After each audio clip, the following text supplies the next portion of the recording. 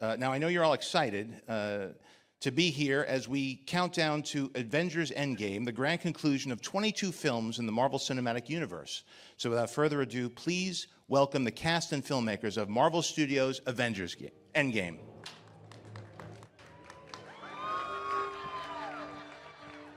Clearly things look a little different in a post-Infinity War Marvel Cinematic Universe. Post-snap, there's a few empty seats. So why don't, I'd like to welcome back the people that you see here on stage.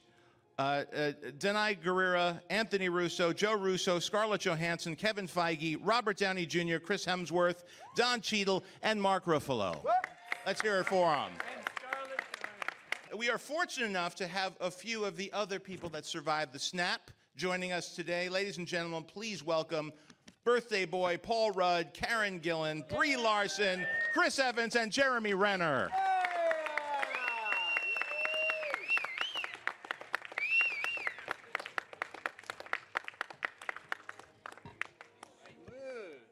Let's start with where it all started, Mr. Robert Downey Jr.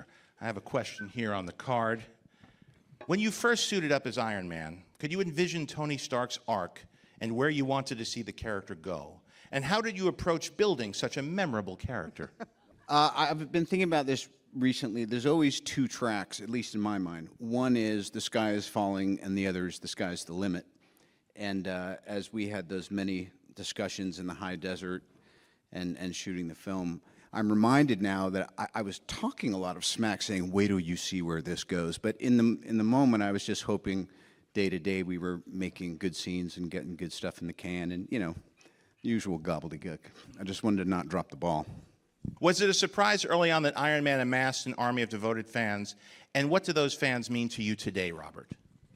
Again, I've been just feeling like I'm kind of an oddball Manny, who I've been offered the opportunity to usher in this larger, as you were saying, family and stuff, and I look around and we are close and growing closer by the moment. To me, it's just the coolest relay race in the history of entertainment, for my money. So, and a relay race is a good way to put it, because it has been a collection not just of different actors portraying superheroes, but also filmmakers carrying the torch from one film to the other, and all of it under the guidance of Mr. Kevin Feige sitting next to you. Now, 11 years ago, yeah, let's hear for Kevin. 11 years ago, you could not have predicted the 22 films you've produced in the Marvel Cinematic Universe would be so wildly successful and popular. When did you actually begin to realize that you had something big on your hands? Well, big is relative, but it was, you know, we hired a great director to do the first film in the MCU. And then we hired a great actor. And we had fun making that first movie, as you all recall, and it was sort of the success of it. The bar for success was pretty low. It felt high at the time, but it was not that high. It was comparative to other Marvel films that had been out in that general area, which is what we wanted to compete with. But as we were making the movie, and as we were looking at dailies, and as we were looking at effects tests coming in, we realized that this was really going to be special, and even perhaps more special than we thought. And then that opening weekend, and the response to the trailer, frankly, with you coming out at Hall H at Comic-Con for the first time, showing that trailer, there started to be a much bigger sort of wind behind our back, combined with Mr. Sam Jackson's cameo that we secretly did on that Saturday at Playa, and then leaked the next day. And the response to that, and that people picked up that meant this interconnected universe, which everybody knew from the books, but had never been done in the movies. Right. And what makes Avengers Endgame so special that it's the most highly anticipated superhero film ever? Well, what's special is all the actors on this stage, all the actors who are not on this stage. And as you said earlier, the family that has come together this decade plus. And the fact that Robert said it so well in the trailer, part of the journey is the end. And about 4 or 5 years ago, we all started talking about doing something at every turn, including the first Iron Man film. We talked about, how can we do something that's never been done before? What if the superhero outs his identity at the very last shot of the movie? Well, you can't do that. No one does that. You can't do that. What would we do next time? I don't know. Let's do it. 4 or 5 years ago, we talked about, what haven't we seen in films based on comic characters? We haven't seen an ending. a definitive conclusion to an overall saga. So that is why it's called Endgame and why I think it's very, very, very special. And Anthony, specifically, how does the surprise ending of Avengers Infinity War affect the tone of Endgame in the aftermath of Thanos' destruction? Well, first of all, thank you for saying that, John. And secondly, you know, Joe and I, we speak constantly about the debt we owe to you for starting this whole thing. And we both remember that moment that we sat in the theater and watched that first Iron Man for the first time. And I remember that feeling of like, I wish we were part of this, you know, and we had no idea that years later we actually would be. So, I mean, that was an epic moment in a movie theater. So thank you for that. So the ending of Infinity War is, you know, look, Joe and I have mentioned this before, like one of our favorite storytelling adages is write yourself into a corner. And what we take that to mean is like put yourself in a place on a narrative level where you have no idea how you could possibly move forward from here. And that's a great place. That's a very exciting place to be. And it forces you to come up with some really creative ways forward. And we've tried to do that with the endings of every single Marvel movie we've done, and perhaps never more so, of course, than Infinity War. You know, we are very committed to the ending of that movie. We think that, stories lose their meaning and relevancy and resonance unless there are real stakes. And for us, moving into this new movie, into Endgame, the story is very much about how do these characters, how do these heroes deal with loss, resounding loss, true loss, devastating loss. That's what they've experienced in Infinity War, and that was a unique experience for all of them. And how does a person move forward from that moment? How does a hero move forward from that moment? And the way our road into this story is how is everybody on an individual level dealing with that experience, and then how do they collectively deal with it?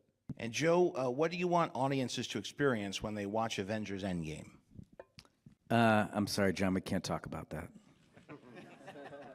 Look, this is, I think, a really unique experiment in movies, this grand mosaic. It's, I don't know, depending on how you count it up, 11 franchises that have been interwoven into one big narrative. And I think, a lot of people have invested a lot of heart and soul into the characters. And, when we take these movies around the world, it's really, it's heartwarming to see people come up to you and say, hey, I started watching this with my classmates when I was 10 years old. Now we're all 21 and we're all going to go see this together. Or my parents have taken me to every movie, or my grandfather's taken me to every film. And, it's a real sense of community and sharing in these stories and believing in them. And I think, with Endgame, we get the opportunity to finish off one of the grandest experiments in movie history.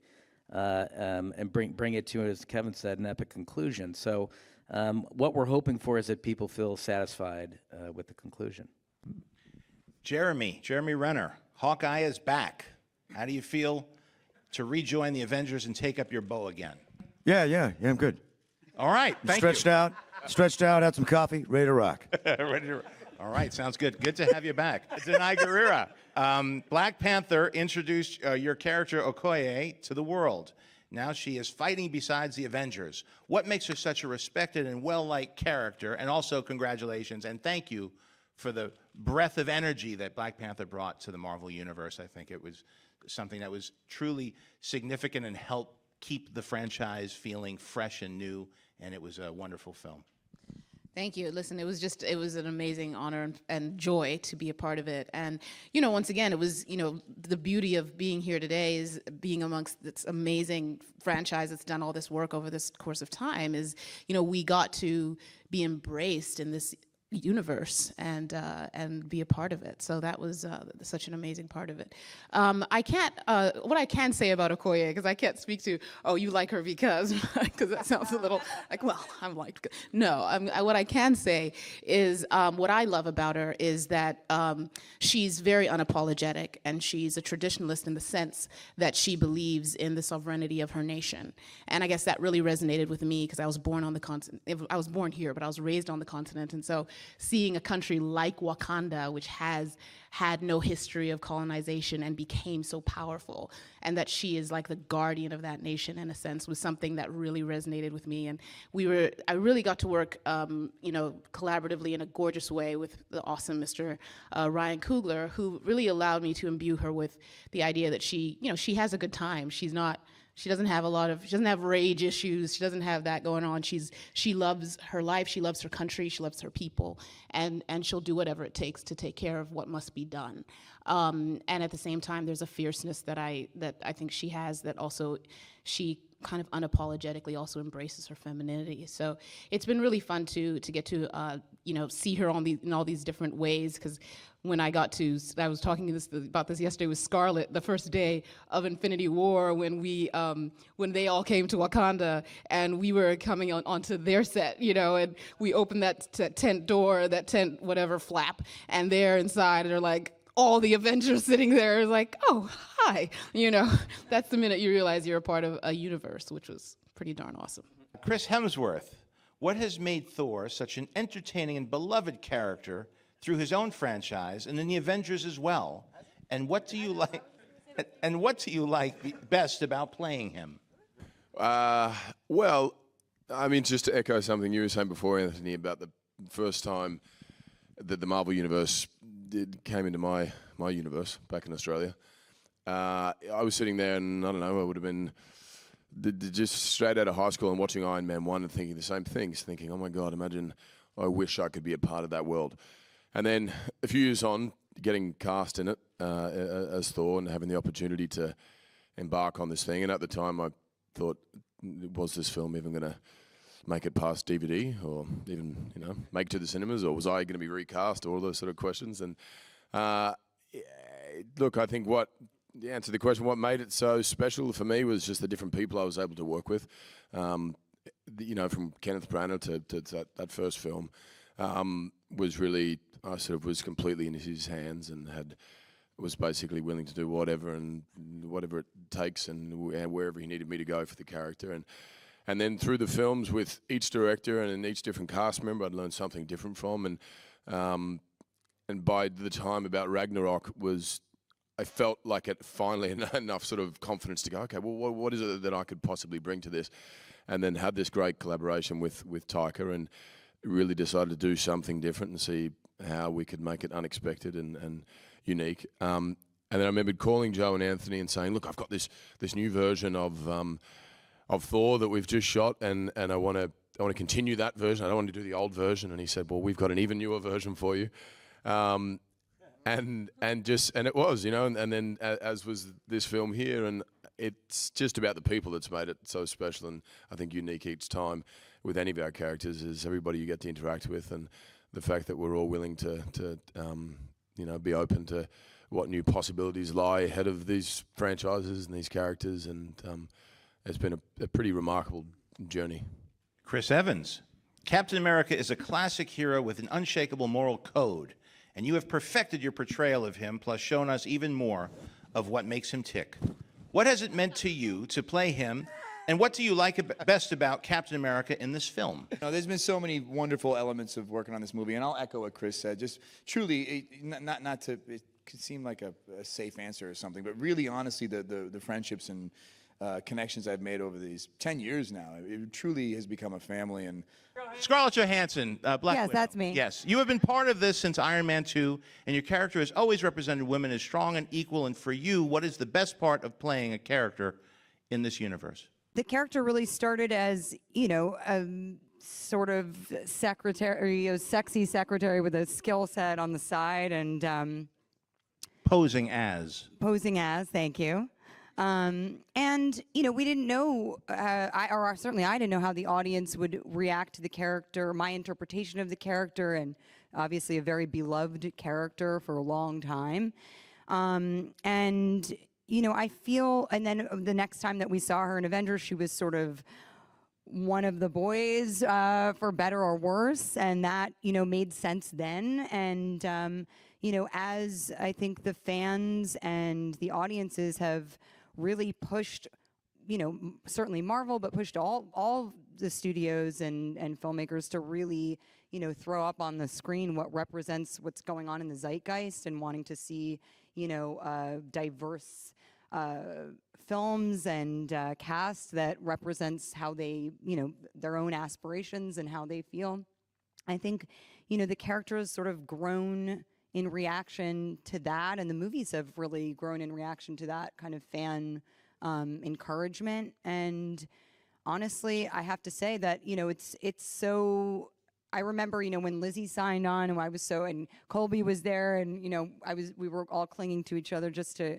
I felt like I'd been in this like testosterone fest for such a long time. It was so nice to see like other female cast members, and then, with Brie coming on and Karen and Denai, and it's really, I feel like I'm in just this, I'm amongst so many wonderful actors, so many strong actors, and such, such a, it's just grown beyond my wildest dreams. I could never have imagined where this would take us and all of us.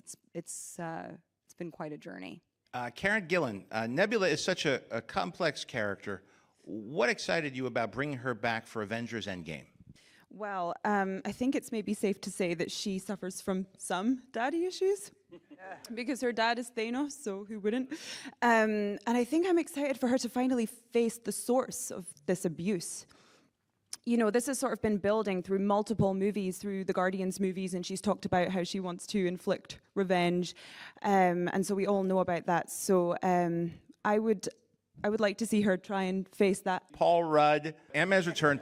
What I saw him in the trailer. What can we expect from this time around, and how does he fit in with the remaining Avengers? Well, I did see the trailers. I do know that I'm in it. Yes. How I fit in, how any of this works, it remains to be seen, and it's going to be fun to have audiences discover it along with us. We haven't seen it either. But it's not part of the question. Okay. But I must say, everyone is kind of echoing the same sentiment, which is this sense of like this completion, this story, but the relationships that are forged. It's a weird thing to kind of be hired in any job, and then to get to, for somebody like me, to step into it as it's already picked up speed. It's like having the Beatles say, "Come on and jam with us for a while." It's an unreal sensation, and all the ribbing aside, because we all joke around, but tell me about what this community of actors, what's the real experience been like? It's hard to put into words, honestly. I mean, I sit and listen to Joe and Anthony speak. I've gotten to know Kevin. We've known each other for a long time, and getting to work with all of these actors in this series of films is a one-off. It will never happen again. Not for me. I keep taking steps back and try to recognize this for what it is. And it is so surreal and profound and incredible to be a part of it. It's amazing to meet so many people who are so passionate about it. It's incredible to meet so many kids whose lives are affected by these characters. And to play a small part in that, pun intended, is just something I will always treasure. And so to be here on this panel today, amongst all of you, is really just an incredible feeling, and I'm just honored to be a part of it. Brie Larson, everyone is waiting to see Captain Marvel in action with the Avengers. Did working with them on this film connect you to the bigger MCU picture, and how did that feel? I came at just the most magical time, I think, to come exactly at this 10-year anniversary. And really my first introduction to everyone was the 10-year photo, which was a really remarkable and special day and super surreal, and also like not allowed to talk about it. So the whole thing has always felt like a dream. And this film will always be personally dear to me because it was my first time playing Captain Marvel. We shot this first. Right. So I had to stumble and try to figure out who this character was with no script for this and no script for Captain Marvel either, and perform for the first time in front of legends. but it was incredible. I mean, I think the other part of it too is the set feels like this balance of, as big as it is, it still feels like a bunch of kids, like just like what I was doing over summer break, making movies in my garage. There's still this sense of wonder and play and encouragement, and of course, this film deals with some heavy subject matters, and so you're bouncing in between things that feel very deep and serious, and then we're going off and playing Boggle, which I am very good at, just to be clear. And so it's nothing. There's no other word I can describe it as other than surreal, and I'm super excited for this to come out, mostly just so that I can talk about it. I want to be able to talk about my experience, which I haven't been able to do for a very long time. Don Cheadle, Rhodey has been there since the beginning. What do you like best about playing him and suiting up as War Machine? Well, you were there from the beginning, obviously, and Rhodey obviously started, I think it's fair to say, as a lighter-toned individual, sort of bigger than life, than I am in real life. But as the character sort of darkened and things became more compact on a narrative, I think we've seen a real growth of this character, and we've kind of, as he's gone through his trials and tribulations, obviously, over the course of these films, and come out the other side now, and has his legs under him, no pun intended, literally, and is able to really be a part of this team and really contribute at a high level. It's been a lot of fun to see where he's come from and to see where he's gone and see what else happens next. But kind of to echo what Bree said, we've had a great time this whole time, being together and having the Downey lunches that we have, that he's put together, and to get to know these people. I've always known their work, but to get to know them as individuals and get to know them as people and get to be friends, and to come back, to get to keep coming back to these relationships again and seeing where everybody is, and people have had kids and families, kids going on to college, and other people having kids and relationships started and ending. It's just, it's rare to have that kind of an experience over the course of 10 years with the same group of people. So it's really nice. That leads us to Mark Ruffalo. This cast has met up many times now, either in part or whole. Some describe it as family. Is that how it feels to you? And why is that, or is that not the case? It doesn't feel like family to me because we all really get along well. There's not that much drama. No, it does feel like family. It's a family that you wish you had, in a way. As actors, we're like vagabonds. We kind of bounce around. We have these intense relationships, and then you don't see anybody until you get nominated for something, or you're nominated in something, and you end up in an award ceremony. What's that like? Speak for yourself. All right, let's go to some questions. Oh, my.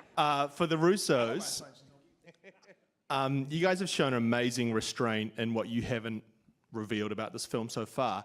How did not having sort of feedback to trailers and major set pieces, how did that affect you putting the film together and putting its final touches on without sort of having that audience feedback coming from trailers that show more of the film? Look, at the end of the day, my brother and I, we came to this material because we're fans. We grew up loving the comics. We came to the series. We came to the MCU already fans of the MCU. So the thing, the energy we move on is our own passion and our own excitement. And that's how we tell stories. We learned long ago that you have to tell stories for yourself. You can't be thinking about how others might receive them. So for Joe and I, because we have such an intimate relationship with the material, because we have so many amazing collaborators, starting with Kevin, we are able to just really fashion the story around what we want to see as fans. How do we surprise ourselves? How do we excite ourselves? How do we challenge ourselves? How do we force ourselves to keep digging deeper and keep exploring this narrative and these characters in ways we never imagined? That's how we guide ourselves through the process. And once the film is complete and we put it out in the world, we really have no idea how it's going to be received. you know, and then sort of once that complete film is experienced and digested and responded to, I think that's the moment where we are then filled up with a reaction. But as we're executing, once we conceive the film and start executing, we're not really second guessing what we're doing. We're really focused on chasing the initial vision that we had for it. Absolute honor to be across from all of you. Obviously, with the end of Infinity War and the Thanos snap is a very emotional thing for a lot of audience members to experience that. And Robert, I've been wanting to ask you this since I saw that film, and specifically just staying with Infinity War, shooting that moment with Spider-Man, having him turn to dust, and the actual acting and the emotion of that moment, just what it was like to shoot that scene specifically on that day. And for each of you, do you have a particular person who turned to dust that was the most emotional for you to watch as an actor? But Robert, for you first. It's one of those things where you go like, wow, I think we just made a pretty serious choice here. And but I think audiences like that. I think audiences are so smart and now so they require to not be fed the same drivel as even 20 minutes ago. It's like we need novelty, and I think that what the Russos and Kevin have been able to do is provide that in spades. Hi, this question is for Chris Evans. So in the past few films like Civil War and Infinity War, now Endgame, you see your character being able to interact with different characters. And because, you know, you're Captain America, you always have this tendency to be a leader and be a captain. How does that change or maintain continuity as you meet other characters like Captain Marvel or Black Panther, who are both leaders in their own way? Sure. I think he tends to lean on those people who are of like mind in nature, who kind of are intrinsically selfless. You know, I mean, all the heroes up here have their baked in the cake flaws, and I think a lot of that makes for really good conflict and storytelling. That's why my favorite stuff in this arc has been my stuff with Downey, because we are such a dichotomy between how we approach things, but at the end of the day, our hearts are both in the right places, but it provides a lot of great friction. But introducing characters like Captain Marvel and like Black Panther, people who also kind of align very similarly to Cap's nature, I think it creates a nice, it reinforces Cap's sense of purpose and home. You know, it's an environment that it feels more natural for him. So I think it's nice to see the certain pockets where he feels at peace and the certain pockets where he feels, you know, his buttons might be getting pushed. This question is for Anthony and Joe. So I'm 12 years old, and I often make short films with my friends. I aspired to be a director when I grow up. What skills do you think it takes to direct an amazing movie like Avengers Endgame? Yeah. That's a an great awesome question. First of all, congratulations, because you've started making films more than 10 years before we did. So that's very impressive. I think, you know what, we love your initiative, and I think that's really when anybody asks us about getting started, it's doing what you're doing. It's picking up a camera and it's shooting. You have iPhones now. You can, you know, Steven Soderbergh just shot an entire movie on an iPhone, and you have free distribution on YouTube, and you can put things out there. We, you know, discovered Donald Glover for Community on YouTube. So there's it's much easier now, I think, for people's voices to be heard and seen than it was when we started, and you had to go out and get a camera and buy a really expensive film and figure out how to get it developed. And so I think, you know, find a story that you want to tell, be really passionate about it, care about it, and then go out and tell that story. And I think that's really the secret to you know, being a successful filmmaker. Please join me in thanking the cast and filmmakers of Avengers Endgame. And thank you, John.